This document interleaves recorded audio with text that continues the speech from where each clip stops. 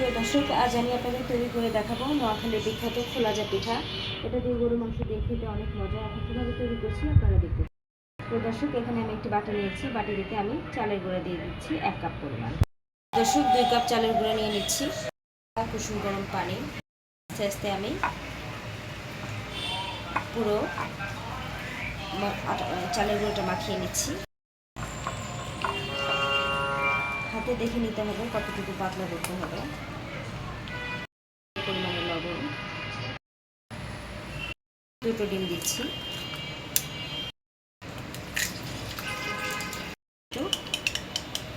কুসুম আর সাদা অংশ মিলিয়ে নিচ্ছি।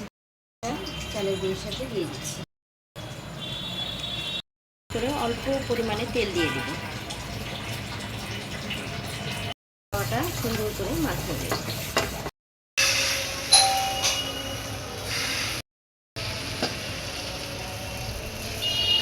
দর্শক, হয়ে গিয়েছে।